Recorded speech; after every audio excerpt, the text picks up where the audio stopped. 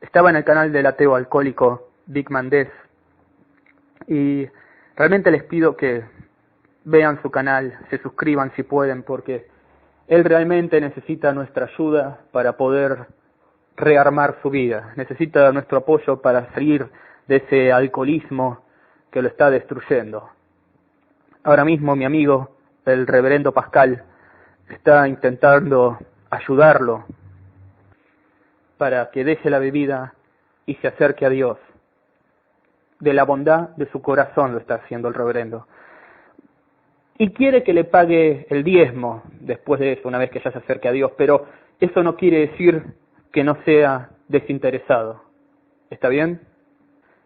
Bueno, como decía, viendo videos de esta pobre alma perdida, encontré el comentario de mi más grande rival en YouTube, un hombre que usó argumentos lógicos, irrefutables para probar su punto, que jamás hizo nada inmoral, un hombre que no recurre a las amenazas y a las mentiras, que en ningún momento distorsionó mi voz, ni subió videos míos o partes de videos míos sin permiso, que jamás me sacó de contexto.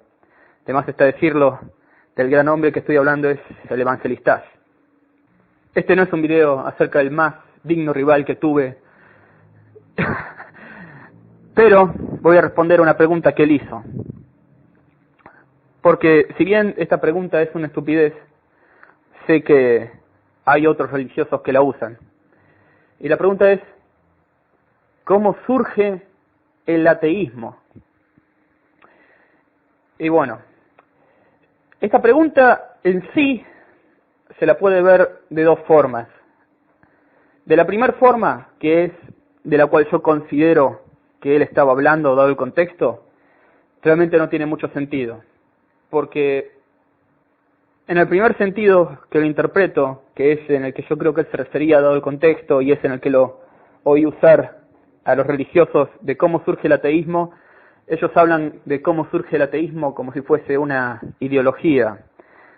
¿En qué momento en la historia surge el primer ateo? Esto es simplemente ridículo. O sea, uno puede decir cómo empieza el término ateo. Ateo significa sin Dios. Este término se origina en la antigua Roma para denominar a cualquiera que no creía en el panteón romano. Irónicamente, se usaba principalmente para denominar a los cristianos. Y ahí es donde se origina el término. Pero no se puede decir que el ateísmo surge ahí. Siempre en la historia hubo gente que no creía en algún Dios, o que no creía en ningún Dios. Esas personas eran ateas. La religión, si bien existió desde muy temprano en la historia del hombre, no existió siempre. Así que decir cómo surge el ateísmo, como si fuese alguna ideología, es simplemente ridículo. Uno puede decir cómo surge el cristianismo, cómo surge el budismo, cómo surge el hinduismo, pero no se puede decir cómo surge el ateísmo, porque el ateísmo es simplemente no creer en los dioses. No es algo que surgió en un momento dado en la antigua Mesopotamia y después se fue esparciendo. No. Y la segunda interpretación que se le puede dar a la pregunta, que esta tiene un poco más de sentido, sería cómo surge el ateísmo en la persona. Cómo puede ser que la persona se vuelva atea.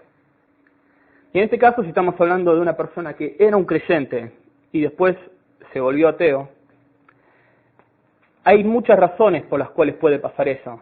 Por ejemplo, principalmente, yo me di cuenta que había un montón de religiones que ninguna daba ninguna evidencia, y yo de hecho era un cristiano que quería buscar alguna prueba que demuestre que yo tenía razón, que Cristo había existido, que el Dios cristiano era real, y bueno, me di cuenta que no había ninguna. Fin de la historia, me volví ateo. Es realmente insoportable tener que andarte convenciendo de algo que vos en realidad sabés que no es verdad. No sé por qué la mayoría de las personas prefiere hacer eso. Bueno, sí, tengo Tengo unas teorías, pero no viene al caso en este video. Pero no nos olvidemos que esto solamente se aplica para una persona que ya hubiese sido creyente. No nos olvidemos que hay personas que nunca creyeron en ningún Dios. Y ahí es a donde quiero llegar. ¿Cómo surge el ateísmo en el ser humano? Bueno, el ateísmo es el estado natural del ser humano. Ningún bebé nace adorando a algún Dios determinado, rezando y con un montón de trabas en la cabeza. Todo eso ocurre a medida que el niño va creciendo y se lo va indoctrinando.